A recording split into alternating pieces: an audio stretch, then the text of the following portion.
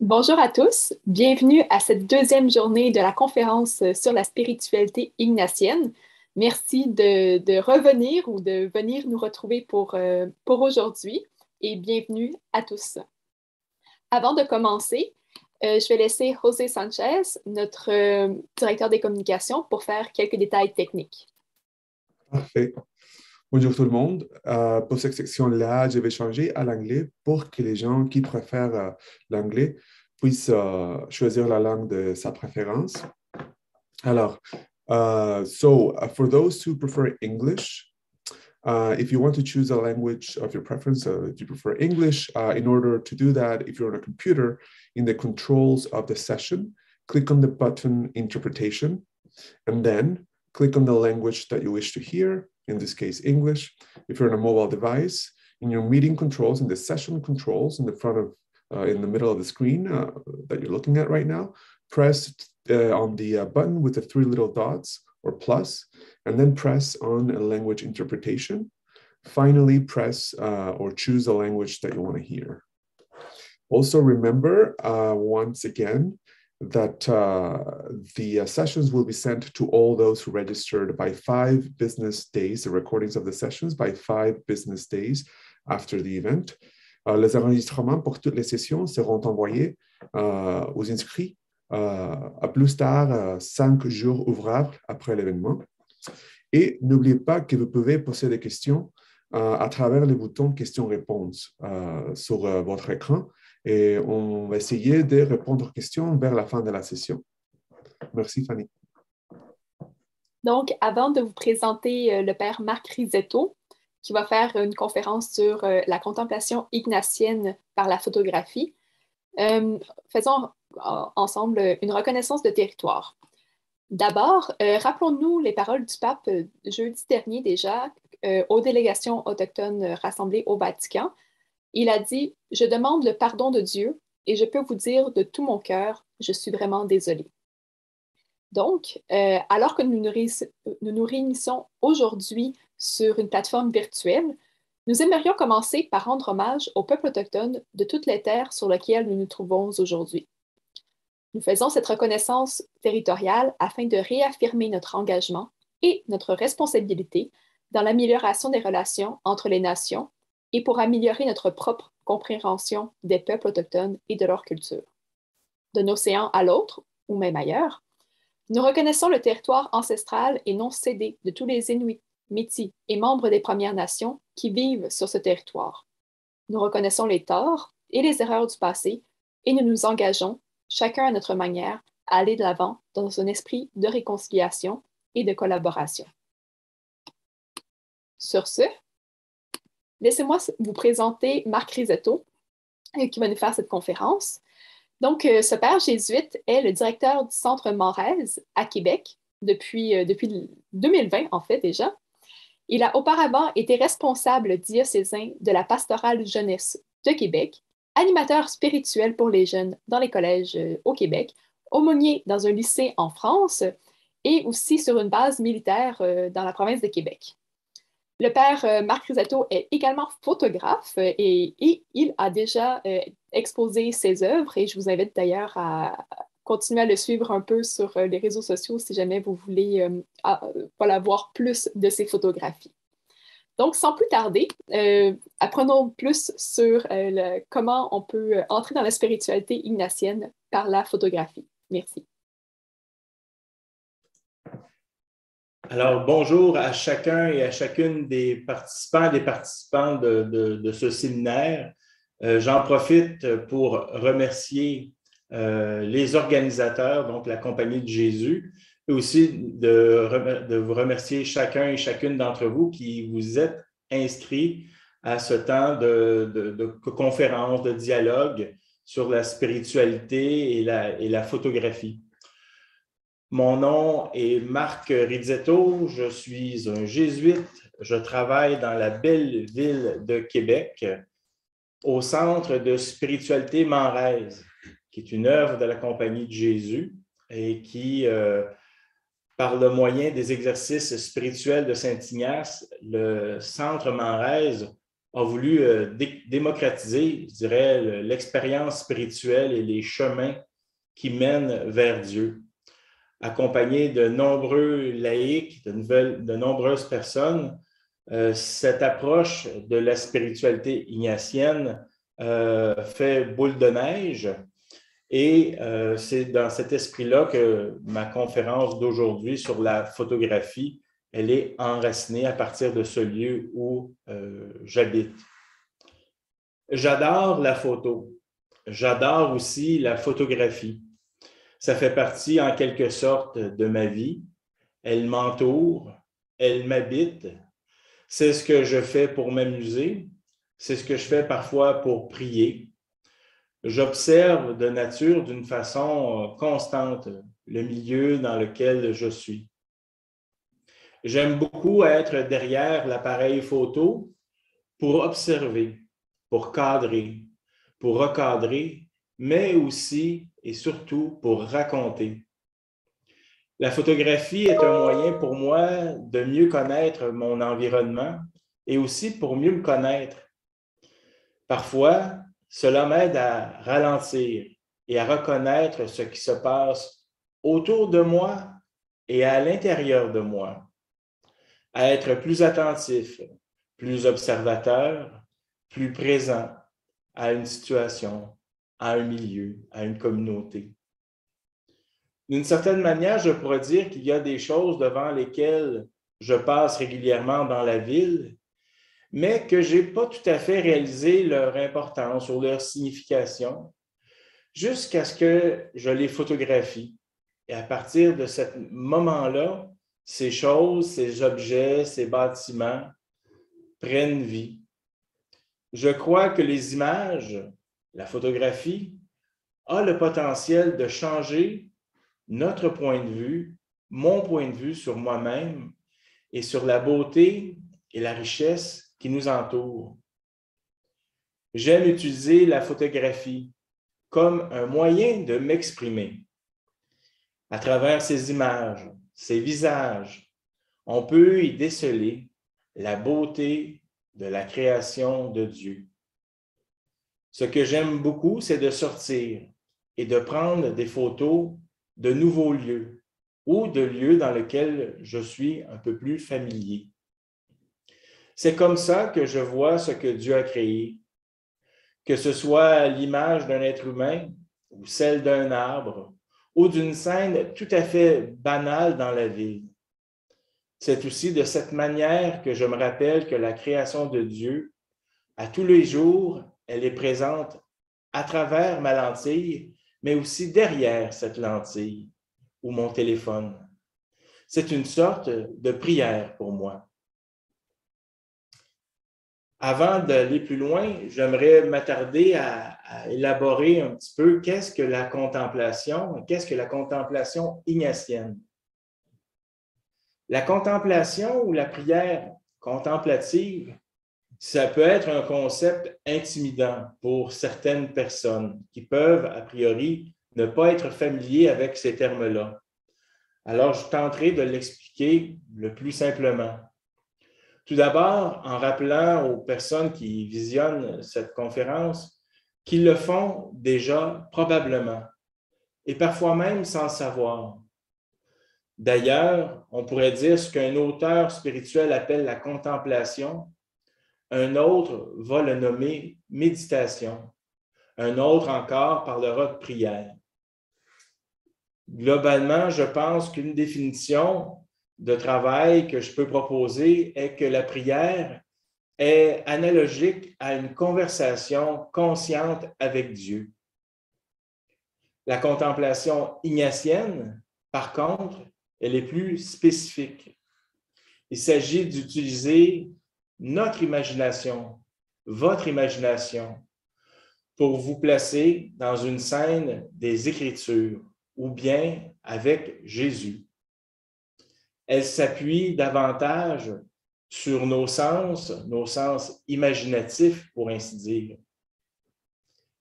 Avec la contemplation, on parle aussi d'une prière vocale, parler à Dieu à haute voix ou dans sa tête avec des formules propres, un Notre Père par exemple, et de la méditation. Je dirais que davantage la méditation, ça ressemble à réfléchir ou à penser à quelque chose.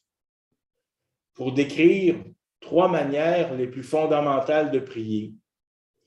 Ces 3 manières engagent la bouche, la prière vocale, la tête, la méditation, et le cœur, la contemplation de la personne priante. Mais quel est le lien entre la prière vocale, la méditation et la contemplation dans notre vie, dans ma vie spirituelle? La prière vocale, pour donner quelques indications, est quelque chose que j'utilise principalement lors de célébrations eucharistiques ou bien un Notre Père ou une prière qui peut venir spontanément.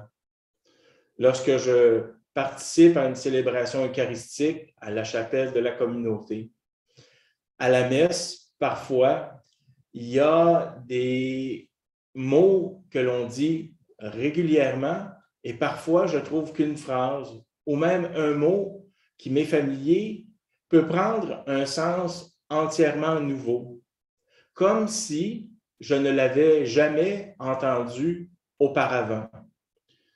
Je peux me demander pourquoi est-ce qu'aujourd'hui je comprends ce mot-là de cette manière.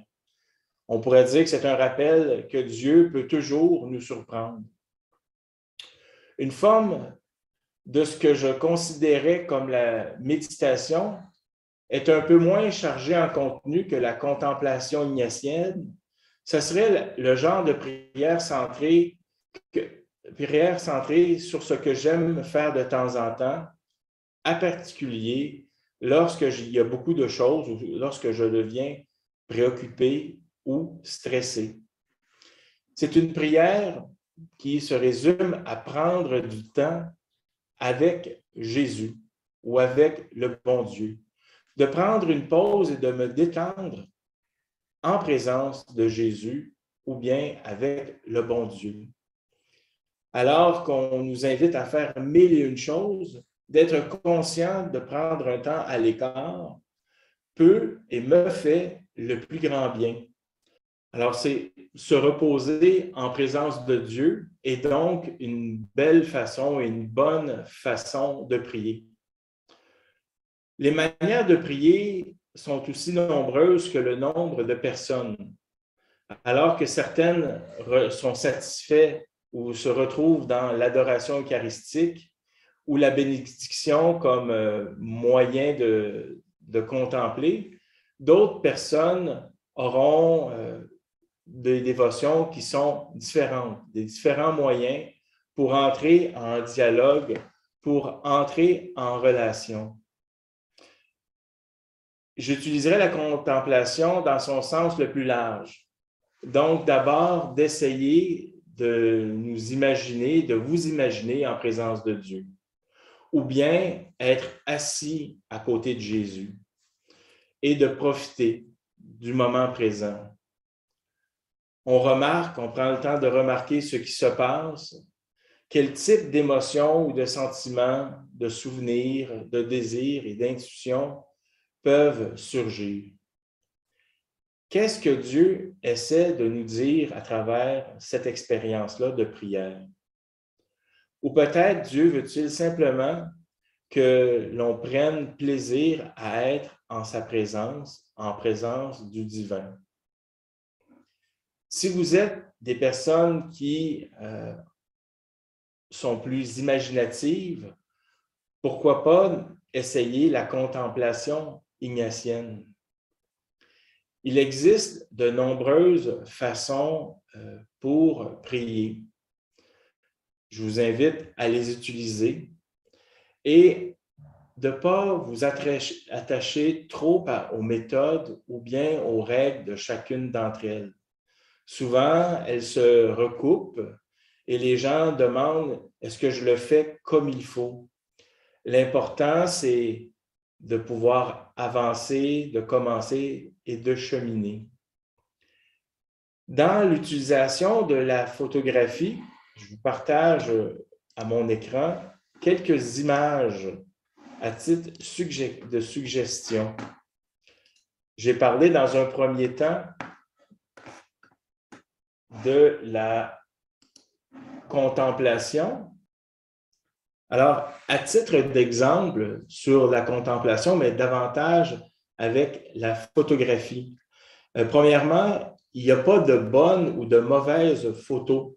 Ça peut être l'utilisation de votre téléphone portable, peu importe le moyen, le support. Ça peut même être une photo qui provient des journaux ou des médias sociaux. J'en ai en guise d'exemple quelques-unes pour nous aider à travailler notre imagination. Alors que dans la contemplation ignatienne, on parle de méditer à travers un texte de l'écriture, ben, dans la contemplation avec la photographie ou bien l'art, c'est de lire justement, de garder ce verbe de lecture, quelque chose qui est actif, mais qui se transpose à une image, à une photographie, à une œuvre d'art. De la même façon dont je prends conscience d'un texte où je le lis, ben, par la contemplation, je peux prendre un moment pour regarder mon écran ou le support ou la photographie et de voir et de prendre le temps de déceler qu'est-ce qui m'attire. Pourquoi je regarde une photographie en particulier? L'idée, c'est que avant d'entamer son temps de prière avec une photo, il faut faire son magasinage, en choisir une. Le temps de prière, ultimement, ne devrait pas servir à choisir la photo, mais d'avoir déjà un sujet, une image à regarder et à contempler. Pourquoi, comme question que vous pouvez vous poser, pourquoi cette photo-là en particulier? À quoi est-elle? Qu'est-ce qui fait en sorte que je l'ai choisie? Qu'est-ce que j'aime? Qu'est-ce que vous aimez dans la photographie que vous contemplez? Est-ce que ça se rattache à un souvenir, à une personne, un être cher? Est-ce que c'est évocateur d'un temps passé en famille, à une vacance, à quelque chose qui vous relie à cela? Et de quelle façon pouvez-vous y déceler la présence active de Dieu à travers ces images, à travers ce que vous voyez? Prenez un moment pour réfléchir, pour ressentir, pour expérimenter l'émotion qui peut venir lors de l'exercice de la contemplation.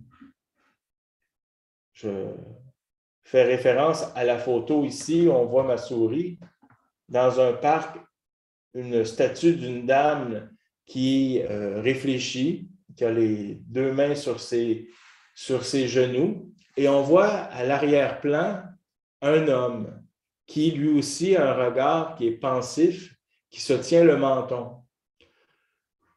Cette image-là, pour moi, elle est évocatrice du temps qui passe, des personnes qui, comme moi, prient, réfléchissent, se posent des questions. Une scène qui est banale parce que dans la plupart des parcs du monde, il y a des gens qui sont dans cette posture-là. Il n'y a rien d'extraordinaire dans cette image-là, mais pour moi, elle est évocatrice d'un séjour à l'étranger, mais aussi d'une scène que j'ai eu la chance de pouvoir capter. Et j'en garde un précieux souvenir. Et donc, cette manière de prier, pour moi, qui est la photographie, elle alimente à la fois mon imagination, m'invite à observer, mais aussi à me sensibiliser à des choses qui m'interpellent d'une façon plus particulière. Évidemment, pour moi, la contemplation ignatienne, elle est davantage nourrissante, davantage parlante, parce qu'avec la contemplation ignatienne et les textes de l'Évangile, ça me permet de côtoyer la personne du Christ qui est vivant, de me rappeler qu'il est ressuscité et vivant, justement, et présent pour moi, pour vous, par l'Esprit, il agit par la prière. Donc, c'est davantage une véritable rencontre du Christ.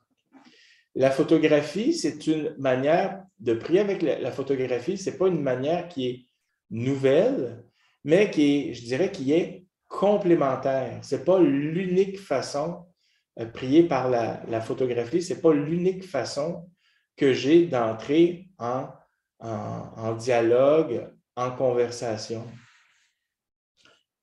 Dans deux contemplations, entre autres, parmi les exercices spirituels, il y a une contemplation de l'incarnation. On imagine la Trinité, le Père, le Fils et l'Esprit qui descendent du ciel et qui viennent sur terre pour circuler, voir l'état du monde où on se trouve à ce moment-ci. Et à travers cette visite-là, les personnes de la Trinité regardent le monde, la difficulté, la beauté, les défis qui sont présents. Et cette image-là de Dieu qui, Père, Fils et Esprit qui descendent, c'est un peu comment Dieu regardait la création. Et donc, moi qui ai partie prenante, intégrante de la création, m'invite à observer le monde dans lequel je suis pour en prendre des fragments, des saisies, des captures, des parcelles pour mieux le comprendre, le découvrir, l'aimer, le révérer. Bien que Ignace ait rendu cette manière de contempler, qui est la contemplation ignatienne, davantage populaire, ce n'est pas Ignace qui a inventé cette manière de faire-là, c'est davantage Saint François d'Assise qui encourageait les gens, à l'époque, à prier devant la crèche de Noël. Et donc, c'était une manière. On peut penser aussi aux différents vitraux dans les églises, qui une forme d'art qui invitait les gens à utiliser ce support-là, cette image-là, pour aider les croyants à entrer en dialogue, en relation, pour focusser, pour prendre appui sur le beau, ce qui est interpellant, ce qui fait vibrer. Quand on entre dans une église, on balaie des yeux l'espace et on trouve souvent un endroit tranquille et une œuvre d'art qui vient nous élever, nous interpeller. Ça comme s'il y avait un dialogue qui se passait. C'est une manière de rappeler une prière qui est non seulement dans ma tête, mais qui est une prière qui est incarnée à travers des gens. En même temps, la photographie permet de capturer, comme ce que vous voyez sur votre écran, capturer un moment plutôt festif. Il y a deux images ici sur l'écran où il y a un groupe de jeunes filles en Haïti qui aident une de leurs collègues écolières à traverser, aller au-delà du mur. Peut-être qu'il y a un ballon qui a été lancé là. C'est une scène de la vie quotidienne, qui est toute banale, mais qui pourrait aussi symboliser je dirais, la coopération, la solidarité. Il y a quelque chose de beau dans une scène toute simple. Et dans le monde dans lequel nous sommes, vous et moi, qui sont remplis d'images, il est bon de pouvoir s'arrêter, d'en faire comme une espèce de relecture. Quand on revient de voyage, vous consignez sans doute un certain nombre de photos et vous en choisissez quelques-unes, parfois même plusieurs, à présenter à vos parents, à vos amis, aux personnes qui vous sont proches, pour dire, regarde ce que mes yeux ont vu. Je veux te partager une expérience comme si on voulait dire, voici les traces du Seigneur, des traces de mon séjour que j'ai gardées de ce périple-là. En général, cette manière de faire-là, elle est intéressante, mais elle peut, comment je dirais, comme n'importe quelle autre démarche, se raffiner, se peaufiner. La meilleure manière de faire, je vois une porte d'entrée, je dirais. La première manière, ce serait pour vous, avec vos appareils téléphoniques ou un appareil photo, si vous en avez accès, de faire un exercice de contemplation, d'observation de votre milieu, de vous promener dans les rues de votre quartier, de votre ville, peu importe là où vous vous trouvez, et d'indiquer, de souligner, de prendre des photos de choses qui vous sont, que vous aimez, que vous trouvez jolies, qui attirent votre attention. Dans un deuxième temps, l'idée est de choisir à travers ces images-là celles qui vous parlent davantage et de la préparer bien, je dirais, adéquatement pour un temps de prière. Donc, la séquence que je vais vous partager une autre séquence à travers mon écran, un petit moment, pour essayer d'expliciter un peu la manière de faire une méthodologie. Donc, quand on observe, quand on prie avec comment je dirais, une image, une photographie ou bien une œuvre d'art, ben, c'est de se mettre dans une attitude de prière, de se mettre dans une attitude de rencontre avec le Seigneur.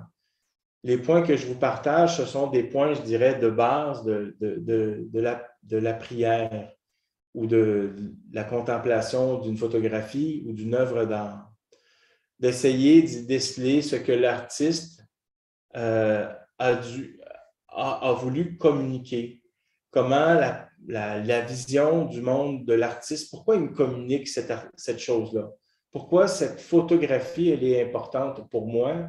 Ou si c'est une œuvre d'art, pourquoi je suis attiré vers cette œuvre d'art-là? Qu'a-t-elle à me partager? Qu'a-t-elle à me nourrir?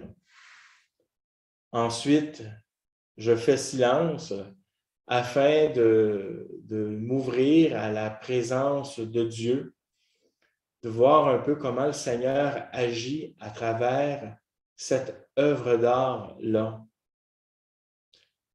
On peut demander aussi, dans un troisième temps, la lumière de l'Esprit pour entrer dans le mystère qui est représenté par cette photographie ou bien cette œuvre d'art-là.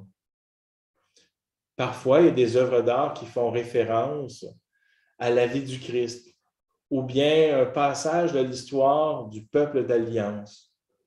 Peu importe ce sur quoi vous priez, mais l'idée, c'est de demander d'un certain éclairage pour, d'une certaine façon, être sensible à ce que vous ressentez à l'intérieur de vous. Être sensible à pourquoi votre regard est attiré vers tel ou tel aspect. Quel genre d'émotion? Est-ce que je suis pacifié? Est-ce que je suis en émerveillement? Est-ce que je suis craintif? De nommer l'émotion qui vous habite est quelque chose d'important, de noter, de dénoter, qui pourra être consigné par la suite. Quand on regarde ou bien quand on contemple une œuvre d'art, il est important de regarder les couleurs, regarder les formes de l'objet. Est-ce une scène de la vie quotidienne? C'est quoi les dispositions? Comment l'espace est occupé? d'observer finement et attentivement tout ce que je vois devant moi. Est-ce que ce sont des personnages? Est-ce que ce sont des éléments qui sont figuratifs? Voir les positions, voir un peu, analyser, essayer de comprendre ce qui se passe. Cet exercice de contemplation se fait souvent simplement.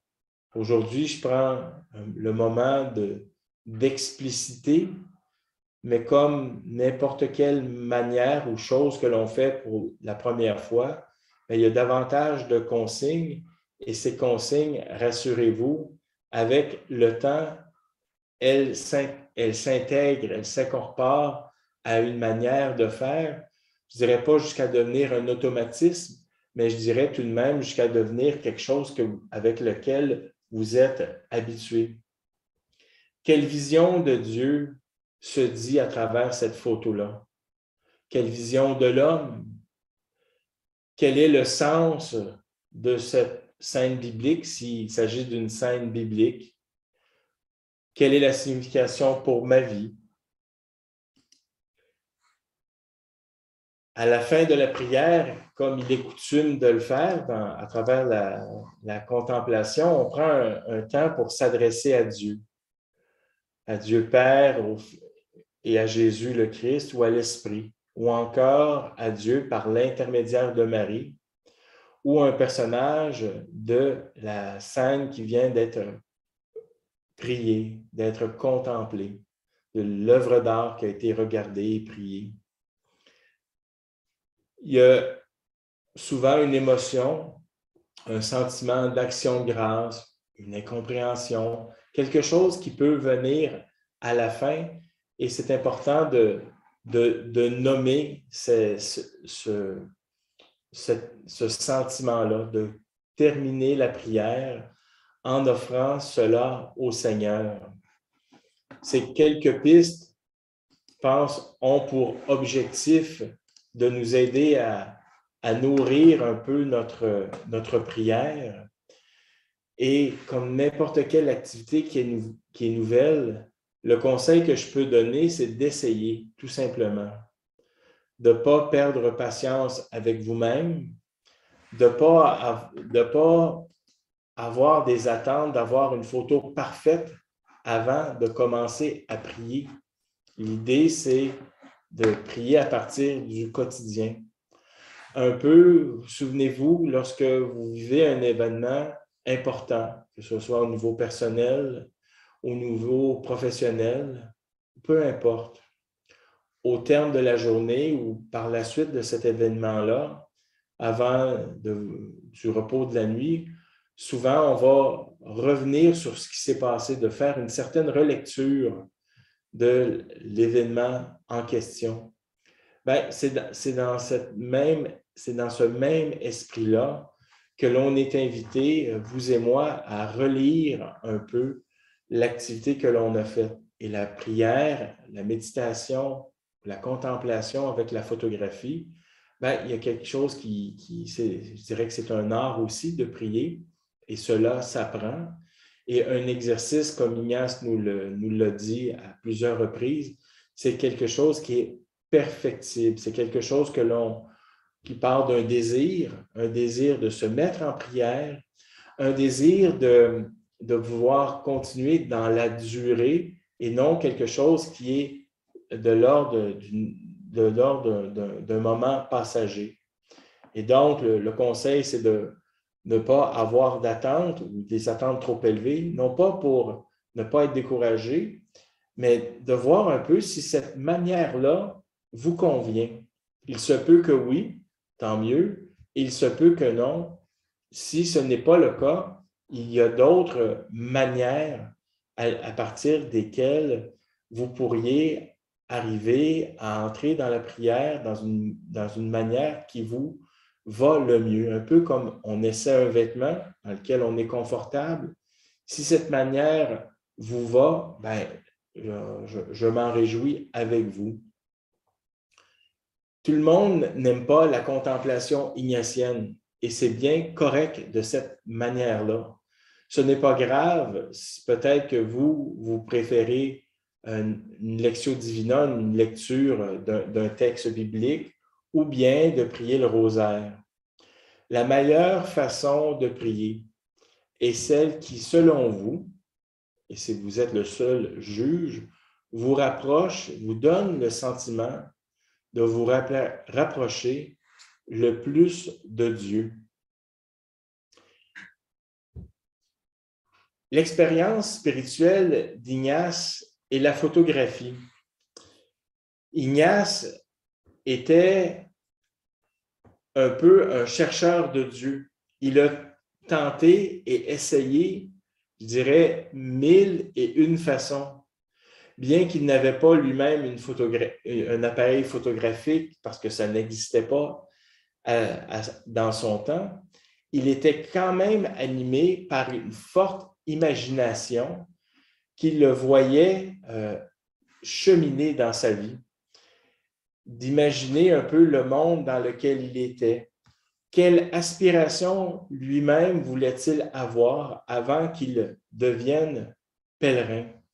Il y a eu ce moment-là, ces différents moments-là qui l'ont fait grandir à partir d'une image, à partir de l'image qu'il se faisait de lui-même, ou bien à partir de l'image qu'il pensait devoir être appelé à servir Dieu.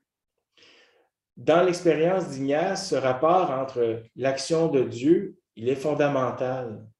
Ignace, comme homme d'action, il l'était dès avant sa conversion. Il est également porté par l'époque qui est celle des grandes explorations, une époque d'expansion et de mouvement.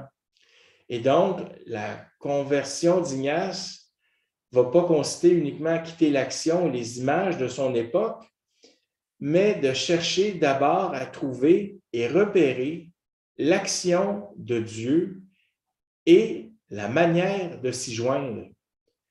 Et donc, il dit chercher d'abord l'action de Dieu.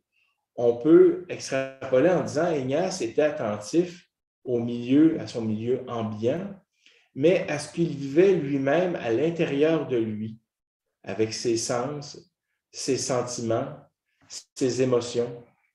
C'est Dieu qui œuvre et son œuvre est visible.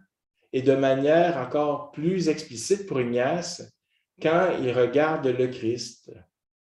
Depuis l'histoire du salut que vit le peuple hébreu jusqu'à l'incarnation de Jésus dans sa vie publique, jusqu'à la croix et à la résurrection. C'est donc à partir du Christ et du don de l'Esprit qu'il nous est donné de voir et de contempler la manière dont Dieu poursuit son œuvre de salut et nous appelle à sa suite. Ce n'est donc pas de l'activisme à tout prix, mais c'est goûter l'action de Dieu et désirer s'y joindre et y aller avec Dieu. Dans le récit du pèlerin, Ignace évoque son grand et vain désir de gagner l'honneur, car la spiritualité ignatienne est une spiritualité de désir. Dans le monde dans lequel nous vivons, vous et moi, on est submergé d'images, tellement qu'on en vient à être insensibilisé à ce que nos yeux peuvent voir et percevoir. Parce que l'image peut être un piège pour certaines personnes, parce que l'image, c'est aussi la manière de vendre des produits. L'image, ça peut être une aspiration à une certaine forme de beauté, peut être de donner l'appât de l'envie, de toutes ces choses-là qui ne sont pas a priori bonnes, mais comme chaque chose à dosage réduit, il y a quelque chose qui mérite d'être goûté, décelé. C'est une manière un peu d'exercer notre regard, de devenir vigilant à ce que l'on regarde et de la manière dont on regarde les choses. Il y a des types de publicités auxquels je peux être plus attentif parce que je suis davantage interpellé. Tout ce qui est sport, d'action, baseball, hockey, quelque chose de spectaculaire, mon attention va y être projetée d'une certaine façon. Et il y a d'autres images auxquelles je suis moins enclin à donner mon attention. Ça, c'est ce que je connais de moi-même. Ça peut être aussi un exercice. Qu'est-ce qui attire votre attention dans les journaux que vous lisez, dans les médias sociaux que vous fréquentez? Est-ce qu'il y a quelque chose qui attire votre attention? Et les exercices spirituels visent à ordonner notre désir vers Dieu, à repérer les attachements autres pour dénouer ces attachements-là avec l'aide du Christ. Non pas que c'est mauvais en soi, mais qu'est-ce que je veux faire de ma vie? À quoi est-ce que je me sens appelé? Vers quoi je veux donner mon attention, ma détermination, mon amour, ma volonté, mes talents? À quelle cause? À quel emploi? Et donc, ça, c'est des choses qui sont des décisions d'ordre personnel, me diriez-vous, et vous avez raison. En même temps, il y a l'importance d'arriver à une certaine décision. La conversion d'Ignace a été importante et un des points de dénouement a été de comprendre que la liberté d'Ignace est une rencontre de volonté. Alors qu'être volontariste, c'est tenir à tout prix à sa propre volonté aux dépens de celle de Dieu. Et donc, l'expérience qu'Ignace a faite, c'est de faire l'expérience que dans son expérience spirituelle, c'est la rencontre de deux volontés. Celle d'Ignace, de se consacrer à Dieu, mais aussi celle de Dieu et de la recherche de la manière de vivre et d'agir ensemble pour qu'il y ait une union, quelque chose qui soit fécond. Et cette spiritualité parle encore aux hommes et aux femmes d'aujourd'hui.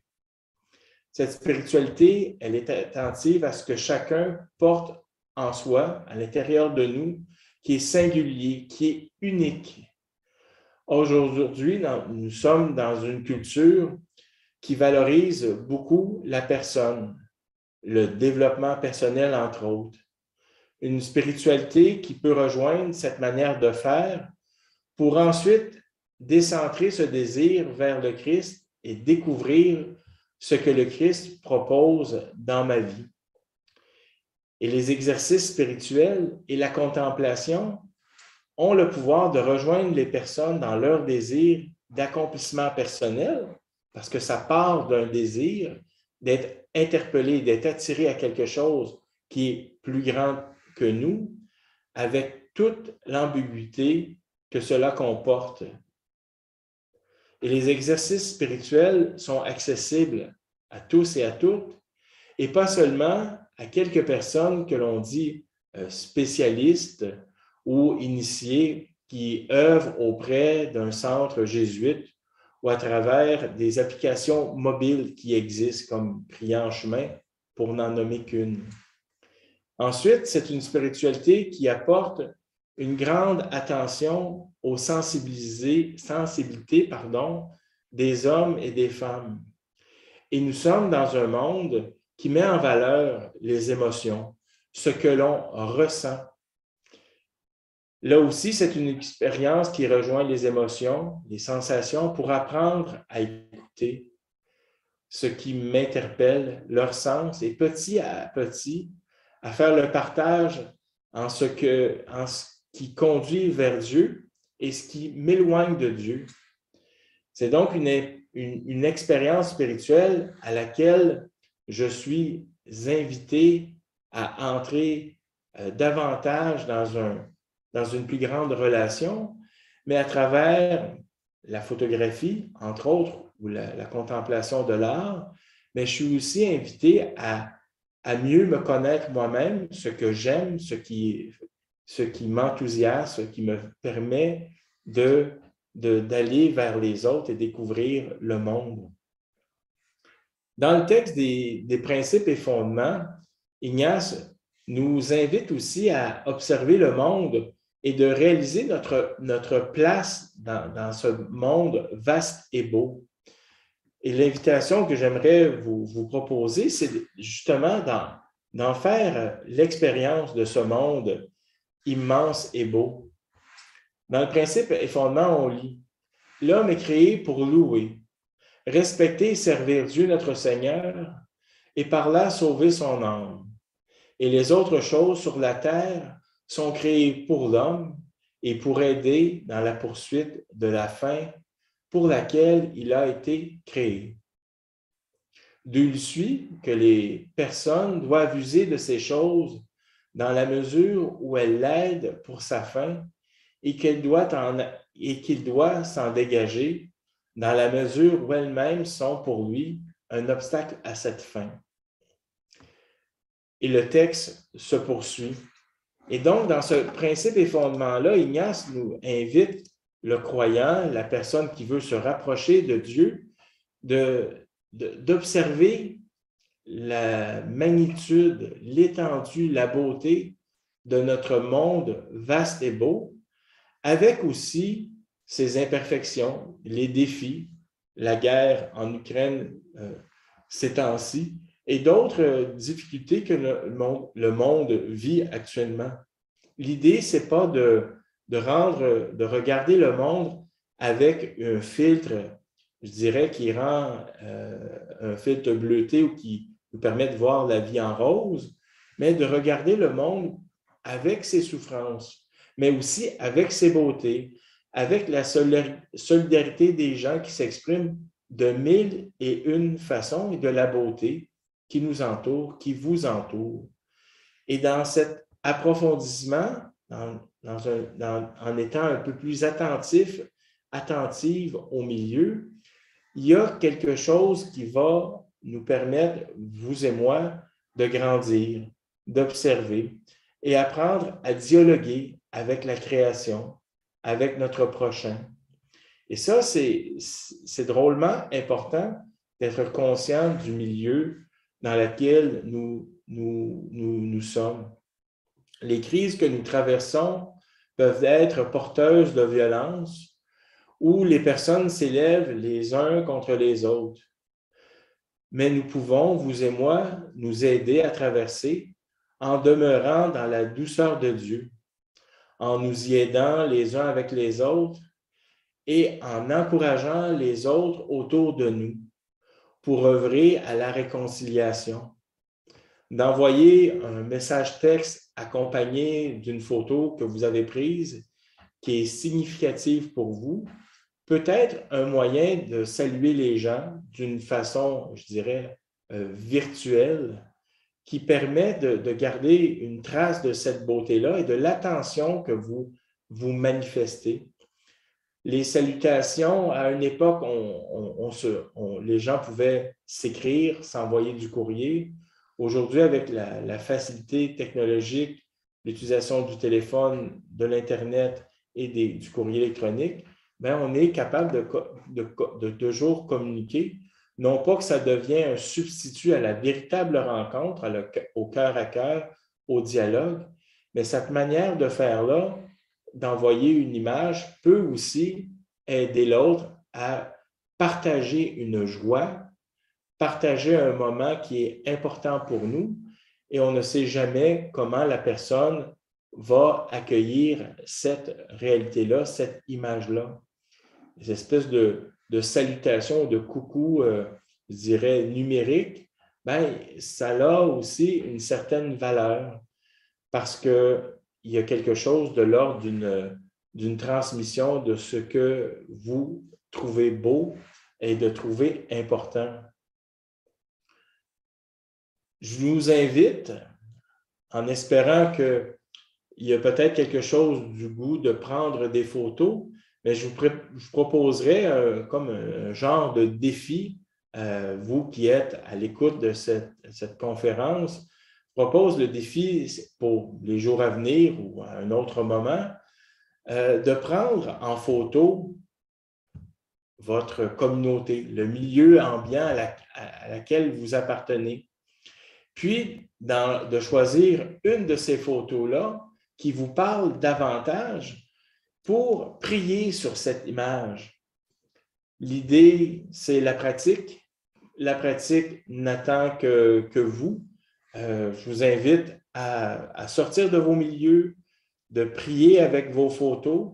Ce que vous faites est beau, est intéressant et vous parle, et de le partager aussi avec des personnes qui vous sont proches pour non pas recevoir les compliments de vos photos, ceux-ci pourront venir évidemment, mais aussi pour partager un moment, une émotion que ces images-là vous auront fait parvenir.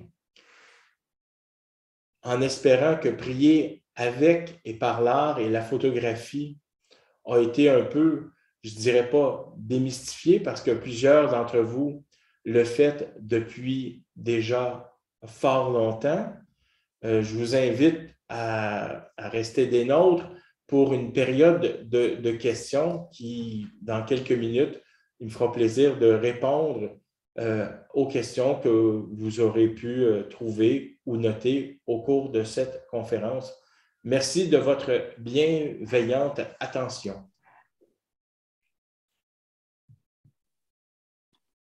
Merci beaucoup, Père Risetto, pour cette conférence et pour avoir présenté, pour ceux qui étaient moins familiers, finalement, cette nouvelle manière de prier et de découvrir le monde et d'entrer en relation avec d'autres. Déjà, pendant la conférence, plusieurs questions ont surgi, notamment sur les icônes. Il y a 2 questions sur les icônes. Et donc, est-ce qu'il y a un lien entre la photographie et les icônes? Où placer les icônes finalement dans cette forme de prière? Une excellente question. Je dirais personnellement que l'iconographie fait partie de la prière du croyant depuis fort longtemps. Donc, effectivement, on peut y voir là les préambules qui nous renvoient à une image qui nous parle. Il y a l'iconographie, donc la manière de prier, je pense qu'elle est d'une certaine façon, on peut dire universelle. Souvent, quand les gens possèdent chez eux des icônes qui sont quand même des choses qui sont précieuses, ils sont souvent placés dans des lieux particuliers pour pouvoir les exploiter correctement, les utiliser. Donc, au niveau de la méthodologie puis de l'interaction, je pense que oui, si l'image, elle est parlante. J'en profite aussi pour relater aussi que dans plusieurs chapelles, dans plusieurs églises, il y a aussi des vitraux qui viennent, je dirais, embellir nos lieux de culte. Mais à travers ça, ce sont des images aussi qui témoignent, qui relatent d'une histoire. Ça peut être un visage de saint, de sainte. Ça peut être les chemins de croix aussi qui dépeignent un moment de la vie de Jésus. Donc, tout ça vient, je dirais, alimenter notre imagination qui imprègne en nous. Et ensuite, quand on visite des lieux, on est à même de comparer les œuvres qui ont été faites. Il y a un commentaire plus tôt. La photographie est également un moyen d'atteindre une personne atteinte de démence. Créer un livre de souvenirs et le regarder avec la personne peut être aussi une façon spéciale de passer du temps et de se souvenir. Effectivement, je suis un peu déstabilisé en ce sens que la photographie, ça peut être aussi un véhicule fort intéressant, notamment pour des gens qui sont aux prises avec de problèmes de santé mentale, mais aussi des gens qui commencent à perdre la mémoire. La photo, on montre une photo à quelqu'un d'un certain âge, qui évoque quelque chose et quand il arrive à reconnaître, mais on a accès à toute une partie de son histoire, de son vécu, qui sont comme encapsulés à la fois dans sa mémoire, mais aussi encapsulés aussi dans cette image-là qui évoque, qui rappelle, faire mémoire de, quand l'Eucharistie, on fait mémoire du Christ ressuscité qui a vécu pour nous, qui a donné sa vie, et faire mémoire pour nous qui sommes ici. mais c'est aussi de relater des événements qui ont été marquants dans notre vie. Alors, je pense que tout à fait. Et l'image aussi, les images, les photographies permettent de parler de soi directement, mais indirectement. Le focus est sur la vie de la personne, mais en même temps, c'est l'objet qui est partagé entre deux individus. Donc, c'est aussi une manière fort intéressante d'entrer en dialogue. Une autre question, lorsque vous prenez des photos, trouvez-vous que vous passez du statut de participant au moment présent à celui d'observateur? Et quel impact cela a-t-il sur votre prière? C'est une excellente question. Je vais y aller d'un conseil, vraiment, les gens seront capables de prendre le conseil et de l'appliquer si ça va ou si ça ne va pas. Mais il ne faut pas penser que quand je me promène avec mon appareil photo, je me cache derrière l'appareil photo et que je ne suis pas en contact avec le milieu ambiant. Des fois, on peut, je vais le dire un peu à la blague, à la caricature, on voit des gens qui débarquent dans un nouveau lieu et c'est comme s'ils ne prenaient pas le temps de respirer puis ils superposaient à leur visage l'appareil photo et capturaient des écrans en se disant, consciemment ou inconsciemment, que plus tard, je revivrai mon voyage. Alors, voyez-vous, il y a une certaine nuance de dire, ah, ben ça, je trouve ça intéressant, je vais prendre la photo plutôt que d'être constamment derrière.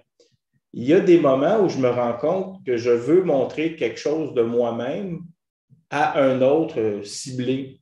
Des fois, je me mets en scène pour une photo où je dis, regardez les amis, j'ai la chance, il fait froid au Québec, j'ai la chance d'être dans un endroit où il y a un climat qui est plus favorable, ben, je vais faire un petit clin d'œil. Mais il y a aussi, il faut se poser la question par rapport à vous comme photographe, de quelle manière est-ce que vous disparaissez derrière l'écran pour laisser tout l'espace ou bien c'est quelque chose de l'ordre d'une mise en scène. Il n'y a pas une manière qui est bonne et l'autre pas bonne, mais c'est une question de savoir de quelle manière je suis interpellé à saisir un moment et qu'est-ce que je veux faire. Vous avez remarqué que j'ai pris du temps à répondre à cette question-là, alors quand on a un appareil photo sur la rue et on voit quelque chose, on n'a pas le luxe du temps de réfléchir au comment, du pourquoi on va, puis on capte l'image. Merci. Il y a quelqu'un qui fait de la peinture à l'huile et qui dit qu'il peut contempler la grandeur, la magnificence de la création humaine, mais aussi la destruction de la nature de notre maison commune. Est-ce que c'est quelque chose que vous voyez aussi? Oui, je pense qu'il y a pas, la photographie n'a pas le monopole de l'expression, de la beauté, de la grandeur, de la magnificence. L'art, toute forme d'art confondue, sont des véhicules menant à cela. Et je pense qu'il y a un public pour différentes formes d'art. Donc, l'idée, c'est pas de dire, ben, il y a uniquement la photographie qui est le chemin primordial vers ça. Mais je suis quelqu'un qui dessine, qui gribouille, mais je ne suis pas quelqu'un qui peint. Alors, pour moi, la photographie devient mon véhicule. L'important, ce n'est pas de photographier, c'est de trouver si pour vous, ça devient une manière d'exprimer aux autres un sentiment, une image, peu importe la motivation, mais le véhicule que vous emprunterez sera le bon. Et il y a des gens qui vont répondre favorablement à ça. Il y a d'autres personnes qui, on peut montrer plein de choses et qui ne ressentent pas le même intérêt que l'auteur de la dite photo ou de la toile ou de l'aquarelle. Et ça aussi, c'est correct. Une autre question, les arts peuvent-ils, selon votre expérience, être un outil d'évangélisation, surtout lorsqu'il s'agit de converser avec des personnes qui admirent l'art, mais qui n'ont pas notre regard religieux et ignatien? Bien, la réponse est oui, en tout cas pour moi. De la manière dont, encore une fois, je reviens aux églises, comment elles ont été construites, qu'est-ce qu'elles veulent véhiculer, et d'essayer d'y trouver le langage qu'il y a là-dedans. Qu'est-ce que les artistes, de quelle manière les artistes se sont débrouillés ou ont-ils innové pour montrer, je dirais, la beauté à l'état pur, utiliser différentes techniques de peinture ou de sculpture. Là, il faut être un peu connaisseur et je ne le suis pas. J'ai quand même une certaine sensibilité du regard, je vais le dire, je vais m'exprimer de cette manière-là.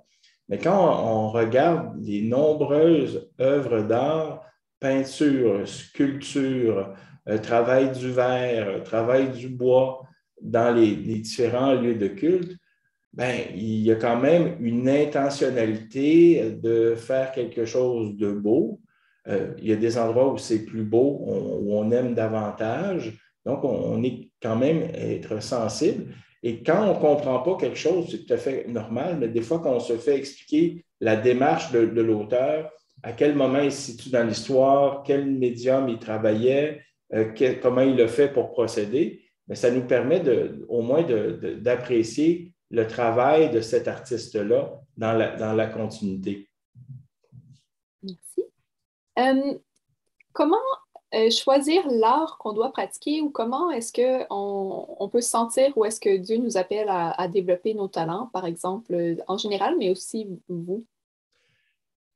Je dirais que c'est de l'ordre, en tout cas pour moi, c'est de l'ordre de l'essai et l'erreur. Quand j'ai, sans faire une biographie, quand j'ai commencé à prendre des photos, j'étais attiré par tout ce qui était image de mille et une façons, la télévision, les films, les séries télévisées, etc. Et l'appareil photo, je me souviens d'une sortie à l'école primaire dans un zoo. J'ai encore ce petit album-là, puis j'avais photographié différents animaux, puis j'ai encore cet album-là. Il n'y a aucune beauté là-dedans, mais il y a plein de naïveté. Fait que c'était moi à ce moment-là de ma vie, puis je le garde, puis je le regarde, puis ça me fait sourire. Alors, moi, je vous dis, essayez simplement, sobrement, et de voir comment vous allez, dans la durée, continuer ou verser vers un autre type d'art. Donc, il faut essayer. Des fois, ce n'est pas au premier coup que l'on choisit. Il faut faire des expérimentations. Puis avec le temps, c'est dans la continuité. Et on peut laisser quelque chose, y revenir, et ça a du goût aussi. Donc, l'idée, ce n'est pas uniquement faire toujours de la photographie comme véhicule premier, mais la photographie peut être aussi cela si le cœur vous en dit, si ça vous stimule, si ça vous passionne, si ça vous aide à faire des pas dans votre vie spirituelle. Merci. Avez-vous rencontré ou dirigé des groupes qui pratiquent la contemplation de l'art? Est-ce que ça fonctionne? Et, ou alors, est-ce que cette pratique est mieux d'être faite en solitaire? Je n'ai pas moi-même dirigé de groupe qui se penchait spécifiquement d'une manière organisationnelle, là, dire on se rencontre jeudi pour parler de cela, mais anecdotiquement, une personne comment je dirais, une personne avec qui je suis en correspondance, cette personne-là fait partie d'un club de photographes. Et dans le club de photographie, ces personnes-là vont discuter de la technique, mais plus encore de la signification du sujet traité. Et ce mélange, il y a un mélange de quelque chose de vraiment technique, mais aussi de senti, de ressenti, de l'utilisation de la lumière. Fait que oui, ces groupes-là existent. Il y en a sans doute à proximité de chez vous. Vous tapez club de photographie et là, il y a des clubs qui s'adressent à des experts, il y a des clubs qui s'adressent à des débutants. Donc, tout le monde peut y trouver son compte là-dedans. Mais moi, je n'ai pas à ce jour, j'ai participé occasionnellement, je vais le dire de cette manière-là, mais moi-même, avoir mené un groupe, non, mais je pense que ça pourrait être un véhicule fort intéressant de partir une matinée, d'aller explorer un lieu et de revenir et de partager nos images. Il y a peut-être là une piste là, pour le Centre Manresa, qui sait. J'allais le dire. J'ai fait un placement de produit, si vous avez remarqué subtilement. Une autre question, quelqu'un qui aime beaucoup voilà, prendre des photos et tout, il demande comment est-ce qu'on peut discerner entre le service, la prière et l'ego, je suppose, dans ce partage de photos et la prise de photographie. Oui, c'est un excellent point parce que plusieurs d'entre vous connaissez des médias, des médiums comme Facebook, Instagram. Et là, se mélangent différents rapports à l'image. Est-ce qu'on véhicule l'image, comment je dirais ça? C'est comme si je disais qu'il y a quelque chose de plus pur comme intention et de plus noble. Qui est mis en scène? Est-ce qu'on met en scène une scène de la vie quotidienne ou est-ce que je me mets en scène moi-même constamment dans ma vie quotidienne? Et là, il y a on est invité, chacune d'entre nous, à discerner de quelle manière j'utilise ça. Il y a des personnes que je connais qui font partie d'un groupe d'amis élargi qui ont plutôt tendance à se mettre en scène eux-mêmes. Et ça m'intéresse, moi, personnellement, moins. Ils ne sont pas moins mes amis pour autant, mais je ne vois pas personnellement un accès à quelque chose de l'ordre d'une beauté ou d'une recherche d'esthétisme, pour m'exprimer de cette manière-là. Donc, tout est un niveau d'équilibre. Merci. Les, pardon. Comment prendre des photos de personnes, ça a évolué avec le temps. Comment donc photographier des gens de manière respectueuse aujourd'hui, tout en conservant une qualité d'inattendue ou de découverte? Oui, il y a eu dans les journaux, il y a un certain nombre d'années, il y a eu certains conflits dans le sens des gens doivent être, comment je dirais, avisés qui sont pris en photo.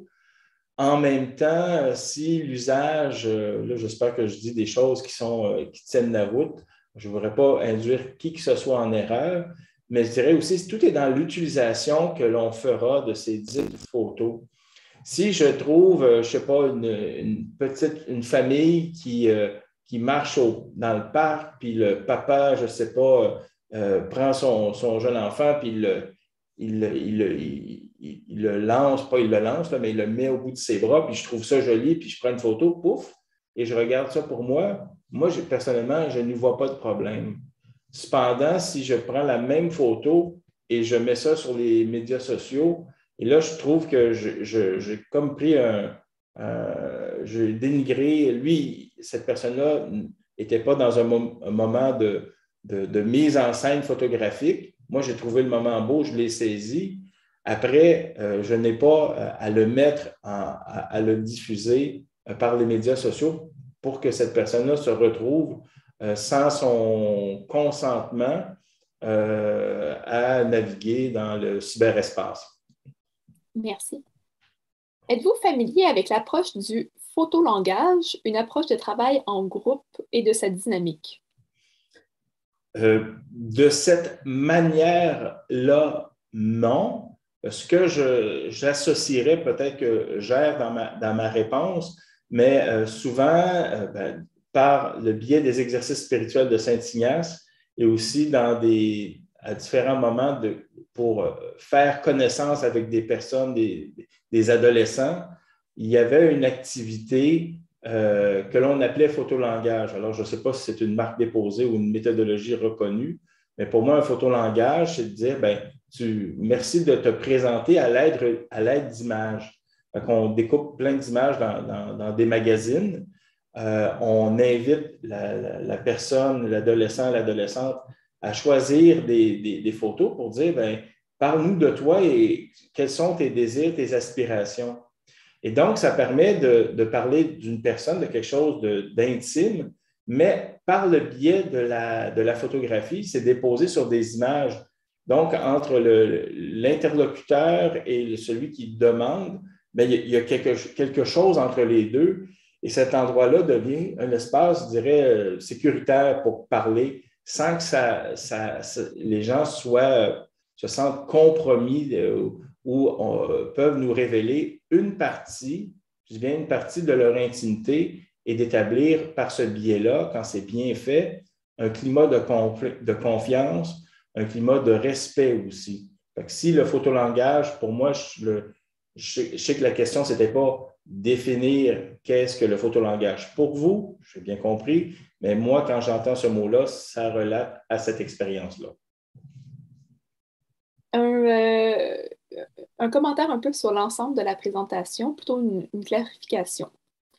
Je crois entendre dans ce que vous dites que la contemplation ignatienne par la photographie consiste à prendre des photos de quelque chose que nous avons vécu ou nous avons eu un moment avec Dieu, en essayant de capturer ce moment pour pouvoir le regarder à nouveau plus tard et nous souvenir de ce moment avec Dieu. Puis, nous prions avec cette image et demandons à Dieu ce qu'il essaie de nous dire ou de nous enseigner. Est-ce que ce résumé, finalement, de votre présentation est correct? Je dirais que oui, il est correct, mais on peut aussi aller chercher dans nos archives familiales, la manière dont je l'exprime, archives familiales, comme c'est quelque chose de bien sophistiqué, mais de trouver une photo de famille à un certain moment on veut prier avec notre famille et c'est l'image qui nous traduit ça. Donc, il y a la dimension de l'éphémérité. Je me promène, je prends une photo, je choisis de prier là-dessus pour mieux comprendre, pour mieux voir, pour mieux sentir l'amour de Dieu. Mais aussi, on peut le faire avec des photos qui nous sont un peu plus familières. Donc, je dirais que oui, la réponse, le résumé de la démarche, ça ressemble à ça, mais ça peut aussi se déployer de plein d'autres manières. Justement, en parlant de photos d'archives familiales, il y a quelqu'un qui exprime que revoir des photos, c'est aussi une très belle manière de traverser la peine. Ils peuvent amener de la mémoire, des souvenirs de moments qu'on a passés avec des membres de la famille aujourd'hui décédés. Oui, tout à fait. Je suis entièrement d'accord avec cette manière-là et bien personnellement, en communauté, ça m'est arrivé de photographier bon nombre de mes confrères qui aujourd'hui sont décédés. Alors, certains, ça a été aussi clair de dire, bien, on va ensemble prendre une photo de toi. La personne était malade, j'avais un bon rapport et c'était clair que c'était de cette session de photographie toute simple et sortirait une image qui deviendrait son image mortuaire. On a eu du plaisir. Ça a été plaisant, on a blagué, pris des pauses. C'était un moment de fraternité. Mais le regard de cette personne-là, moi, je la vois, puis sans entrer dans une grande émotion, bien, je trouve quelque chose il y a un moment de partage. Donc, l'image me renvoie à cet échange avec cette personne-là. Et donc, ça peut être aussi une manière de voir un défunt, un ami qui est décédé. OK. Quelqu'un demande, est-ce que vous savez si il y a une manière ou un outil qui peut être utilisé pour exprimer à travers la photo les exercices de Saint-Ignace de Loyola? Pouvez-vous répéter la question? C'est comme le titre d'une émission. Est-ce que vous connaissez une manière ou un outil qui peut être utilisé pour utiliser la photographie afin d'exprimer les exercices de Saint-Ignace? Je veux dire oui et non, là. C'est comme si je ne me compromets pas, mais dans tout ce qui est le principe et fondement dont j'ai mentionné ultérieurement l'importance, de voir un peu de quelle manière vous voyez Dieu à l'œuvre dans votre milieu respectif, dans le monde. Je pense que cette manière-là, ça peut le faire. Maintenant, est-ce que la photographie, par elle seule, pourrait substituer les textes auxquels il renvoie? Je pense que la réponse, c'est non. Mais pour certains éléments, je pense qu'il y a quelque chose d'intéressant. Si j'exprime la thématique de la pauvreté, de la générosité, de l'altruisme, mais ça peut se traduire en images. Je dirais de la même manière, de quelle façon, par la musique, on est capable de faire révérence au texte de l'Évangile. Donc, c'est un autre médium. Donc, pour certains aspects, je pense que oui, mais pour d'autres, de vivre exclusivement, ce serait quelque chose de sans doute novateur si cela existait. Peut-être que ça existe et je ne le connais pas et je serais heureux de le découvrir. Si vous en avez des indices, je suis très intéressé. Nous notons. Je reviens un peu à un message qui avait été écrit plus tôt et que j'avais peut-être mal exprimé. Donc, il y a quelqu'un qui peint et qui vit une dichotomie. Je peux contempler la grandeur, la magnificence de la création humaine, par exemple la construction de maisons, versus la destruction de la nature. Est-ce qu'il y a quelque chose à dire sur cela? Je ne sais pas par quel bout on peut prendre cette image-là, parce que prendre la photographie, c'est un médium qui sert à capter une situation. C'est comme si on sous-entendait depuis le début que la situation devait toujours être joyeuse. Un coucher de soleil, un lever de soleil, une famille heureuse qui marche dans le parc. Mais dans le monde dans lequel on est, ce n'est pas uniquement des situations joyeuses que l'on côtoie à tous les jours. Il y a des incendies, des bâtiments qui sont défaits, une ambulance qui passe avec les sirènes retentissantes. La vie quotidienne nous offre des opportunités de nous arrêter et de méditer. Et donc, l'idée, ce n'est pas de photoshopper, pardon l'expression, le monde pour l'encapsuler dans toujours quelque chose de l'ordre d'un catalogue, mais de prendre un immense registre d'images qui peuvent témoigner. Par exemple, avec l'écologie, on peut faire superposer des images de la nature au printemps, les feuilles qui bourgeonnent, mais on peut aussi tout à fait adéquatement capturer un dépotoir. Ce n'est pas beau, un dépotoir. Ils sont nécessaires, ils sont présents, mais ça peut aussi nous amener à une réflexion de comment, moi, comme citoyen, quel impact que j'ai ou que je laisse. Et donc, ce n'est pas de cacher quelque chose, mais en même temps, il faut le faire avec une certaine nuance. Mais si ça peut aider des gens à réfléchir, pourquoi pas? Et encore plus, je dirais, c'est important. Merci. Un commentaire qui dit qu'il y a une très grosse peinture dans la résidence des Jésuites à Morez qui dépeint les quatre semaines des exercices spirituels. OK.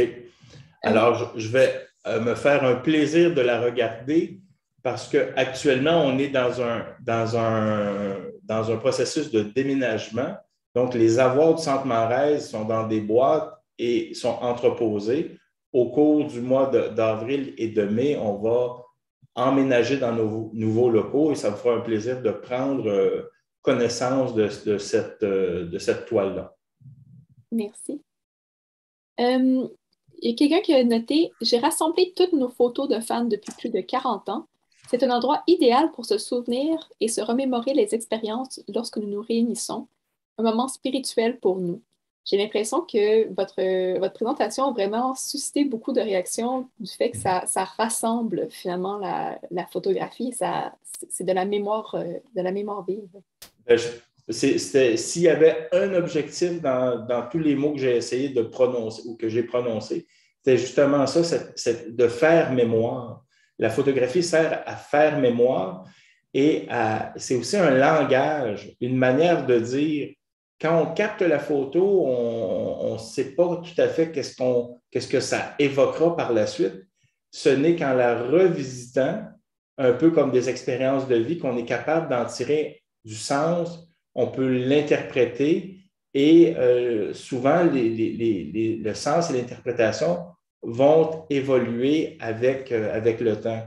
Un peu comme une famille qui voit un enfant naître et des photos à différents stades de sa vie, ben, ça évoque mille et une choses. Pourtant, c'est le même enfant, il a le même prénom, son vêtement va changer, sa posture va changer, mais le narratif sera complètement différent. Puis il y a toute la relation que le parent aura avec cet enfant-là, la famille peut avoir aussi, etc., etc. Pour le moment, je ne vois pas d'autres questions. Merci énormément de nous avoir partagé non seulement cette nouvelle forme de prière, mais aussi quelques exemples de votre art. Ben, merci beaucoup. Merci pour le privilège. Là, je remercie encore une fois tous les participants, les participantes, mais aussi l'équipe organisatrice là, de l'événement, José et Fanny, et les autres personnes que vous ne voyez pas, mais qui, comme des petites fourmis, travaillent derrière à leur ordinateur pour rendre possible ce moment-là de partage, de partage, c'est ça, de notre trésor qui ne nous appartient pas et c'est pour ça que on le partage. Je vais laisser José terminer avec quelques considérations techniques. Oui, juste un petit rappel que les enregistrements de toutes les sessions et les autres ressources, par exemple les diapositives qui le Père Marc a partagées, seront partagées avec tous les participants et les personnes inscrites au plus tard 5 jours ouvrables après l'événement. Et le rappel, c'est de nous joindre pour la prochaine session dans environ 35 minutes. C'est une session sur le discernement personnel. Merci. Merci, Marc. Bienvenue, Merci bon appétit. Bonne journée. Oui, à tout à l'heure, en fait. Tout à l'heure, oui. Bye bye.